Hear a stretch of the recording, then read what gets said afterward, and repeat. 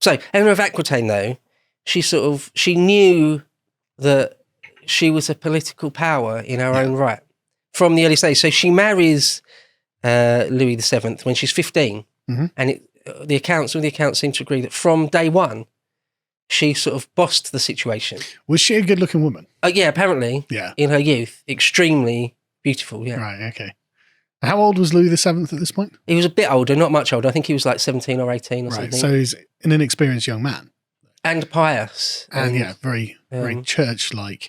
And suddenly you've got this very, should we call it a gregarious, beautiful young woman who comes from a different culture that has different expectations. I can see how that would be the case. You know, maybe if he was like in his mid to late 20s or something, the situation would be different. But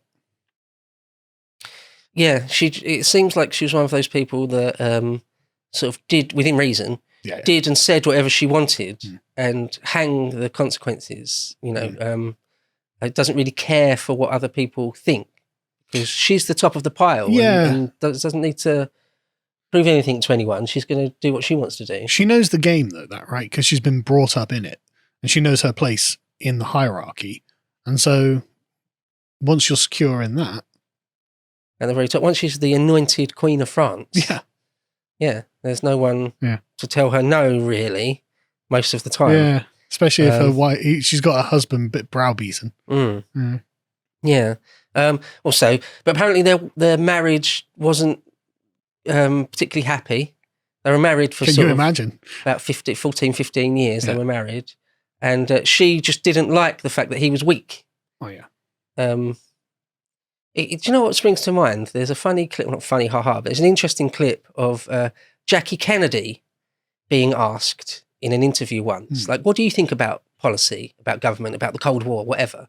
And she just says, don't ask me. It's up to John what the policy is. She literally says, like, I'm just a woman. It's not my place to even have an opinion. Well, Eleanor definitely doesn't agree with that. Right. So she was the complete opposite. She was like, well, if he's not going to take the reins of power, of government, I will. I'm happy to do that, whatever. And so she was, it seems like she was basically sort of disgusted by his weakness, though. A lot of women are. Take that note. Right. Yeah. And I mean, one of the reasons that Jackie Kennedy was probably like, don't ask me, I'm a woman, is because at least John Kennedy, can't call him weak, you know. He at least had, you know, a very strong, positive political platform. You know, he was doing things, you know, he wasn't, anyway. The reason why I mentioned Jackie O, later Jackie Onassis, why I mentioned Jackie Kennedy was because that persisted into the 20th century. It's only very, very recently where it's completely taboo for women to be like that. So in the mid 12th century, it was very, very rare, extremely rare still. It's not that it never happened, but it was rare. Yeah. And they, just to cut ahead briefly, they did have 2 children, but both daughters. And not for years did she conceive. But she basically was disgusted with him, didn't want to sleep with him. He wasn't he didn't want to really sleep with her. Yeah. He was probably too busy in prayer. He was also a bit disgusted with her, that she was too gregarious for him, too outgoing. Yeah. Terrible match. Yeah. So one of the first big events that happens in 1147, when she's about 24, 25 years old, is the Second Crusade is called. And Louis decides he wants to go on it because crusades, particularly the First and Second Crusade, was something like an armed pilgrimage. Yes. It's very, very religious. It wasn't just purely war for its own sake. No. There's a very highly religious element to it, that you're saving the Church of the Holy Sepulchre from the Turk. You're saving Christendom. Right. You know, this is the thing. It was in defense of the faith entirely. You know, I mean, we don't use the term Christendom anymore, but the Muslims do use the term Ummah, and they basically mean the same thing. The entire Muslim world and the entire Christian world. And like, this is one of the modern canards about the Crusades I really despise. Oh, it was just about wealth. It was just about power. No. It was, I mean, it was about those things. For some, it was. But it was about those things. But also everyone, literally everyone at this point, was a raging religious zealot by our standards. So, like, there's no separating worldly affairs from spiritual affairs. Like, they didn't even conceive of such a thing. Like, as far as they were concerned, there was no separation between church and state, especially not in the 12th century. Maybe in the 18th century when they actually start thinking like that, but certainly not now. The world was ordered by God. The divine procession of the universe all came to a head in the king and his wife and his children, and all of this stuff. All of it was imbued with religiosity. There's no separating. So it's the Crusades were a thoroughly religious affair. It's funny you should say that about the separation of church and state. I mean, that starts to play out a bit with Thomas Becket and Henry II, like a few years after this. But yes, until then. But even then, But for the normal people, there'll be some landed people from Europe that go there just for power and wealth and war. But for a lot of people that took the cross, it's about rescuing Jerusalem from it's been diseased by Islam. Yeah, by the pagan barbarian, as far as they're concerned. The Seljuk Turk has infested Jerusalem, and we need to cleanse it. That's exactly how they would have framed it. And so, again, I hate taking the cynical tack on this, because no, they genuinely believe. Just because you don't genuinely believe doesn't mean they really believe this. They thought they were saving the cosmos from disorder. Okay. They were crazy. Don't get me wrong. I'm sure we can all agree, but that's what their belief was. And I'm not going to question it. So real quick to set this up before I do a quote, Eleanor had an uncle, Raymond, Prince of Antioch, who reigned in Antioch, her close relation, who she'd known when she was a child. And one of the main aim, as far as Louis VII was concerned, was to get to Jerusalem. Yeah, because this is about 50 years after the First Crusade, right? Yeah. The First Crusade they got to Jerusalem in 1099. And so we're now talking 1147. Yeah. And they go out there in 1148. So because the Crusader states are set up by the First Crusade, but of course are suffering from repeated attacks from Muslim forces. The Seljuk Turk didn't disappear after 1099. No. Right. Yeah. The Fatimid also from Egypt. Yeah. So it's the Crusader states were sort of constantly assailed by the Muslim world still. I'm not judging the Muslim world for that. I would have done the same had I been them. Yeah. So she's got this uncle Raymond out in Antioch, and they're going to pass through that way. You go past Antioch. So if I read a couple of quotes here, I've got a fairly long quote here from a book by Antonia Fraser. She wrote, Eleanor of Aquitaine was the great feudal heiress whose marriage to Louis VII of France in 1137, shortly after the death of her father, brought him, Louis VII, vast possessions. At the time of her marriage, Eleanor was only 15, and the complicated future which awaited her, gifted as she was with beauty, riches, and the intelligence to make use of her gifts, could hardly have been foreseen. Eleanor, therefore, was still a comparatively young woman on that Easter day, 1146, when she knelt before the celebrated orator, the Abbot Bernard of Clairvaux, at Vassalaie, and, moved by his eloquence, offered him her thousands of vassals for what was to become the Second Crusade. She was attended by numerous ladies of quality as she knelt, bearers of such heraldic names as Cybele, Countess of Flanders, Mamille of Rouchy, Florine of Bourgogne, Torquerie of Bouillon, and Fadide of Toulouse. It was one thing for a great lady to pledge her vassals, but quite another for her to go on crusade herself. This, however, was what Queen Eleanor proceeded to do, and opinions have varied concerning the reason. Did chivalry demand the presence of a woman at the centre of this pious procession? More humanly, did King Louis himself fear for the consequences of leaving his fascinating young wife at home? Whatever the reason, the chronicler who related the episode considered that the Queen's departure, surrounded by her ladies, set an extremely bad example for the female sex as a whole. Furthermore, the papal bull, which promulgated the crusade, and which was read aloud at Vassalaie, expressly forbade the attendance of concubines on the expedition.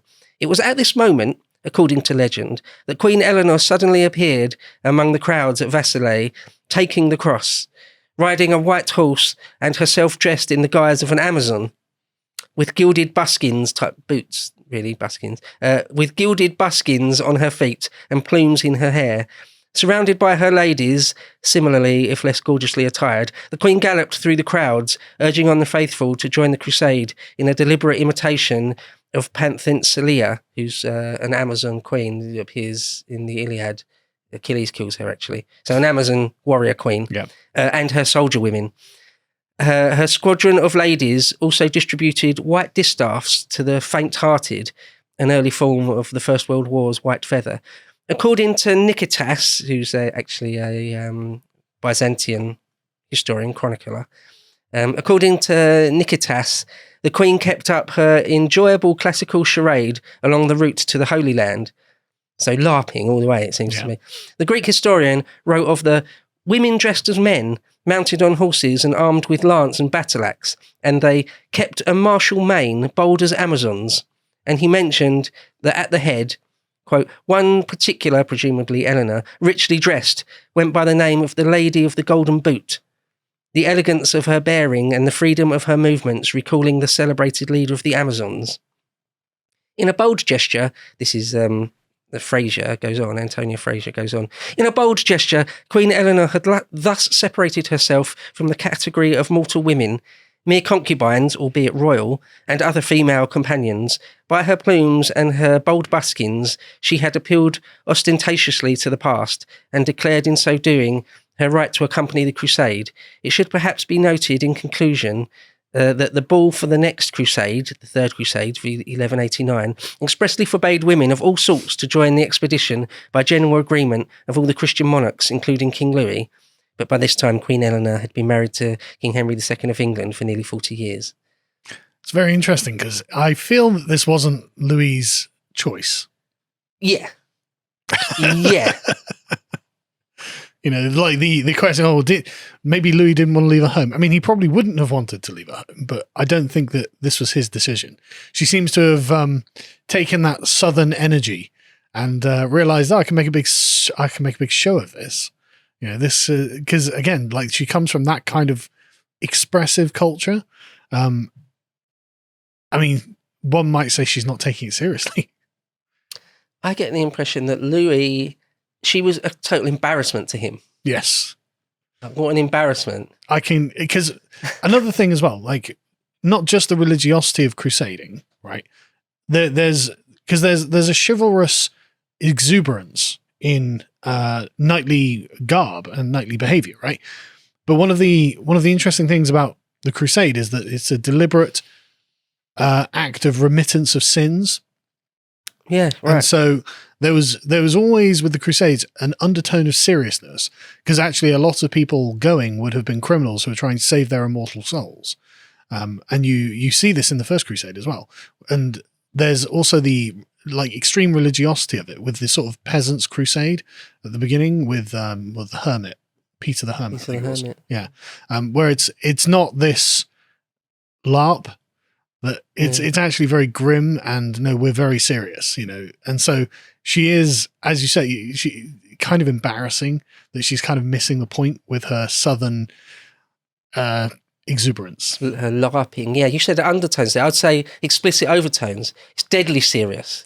Sure. You're fighting for the most sacred thing in the world, the Church of the Holy Sepulchre, and your immortal soul. And it's a Deadly very dangerous serious thing to do. Right, yeah. But the thing is, conversely, a lot of the Norman and Frankish knights on the First Crusade, I've read various accounts of it, and there are points that they are being very frivolous themselves, right? When they take Antioch, for example, and things like this, you know, they you know, and when they are disrespectful to the emperor of the Greeks, the Holy Roman Emperor, and sit on his throne and stuff like this, like so.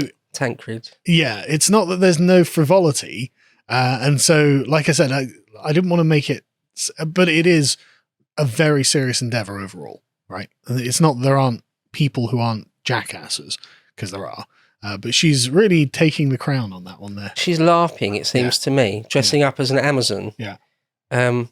I can only imagine that, well, not only imagine, the accounts say that the normal French people, because she brought with her on crusade loads of her own vassals and knights, and they were all of the same mind as her. Yeah. But all the others were embarrassed by it, really.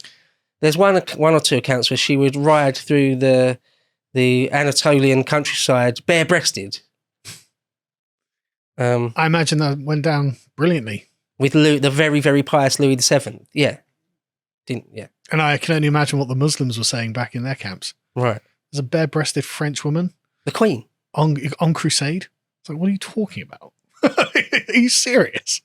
To watch the full video, please become a premium member at lotuseaters.com.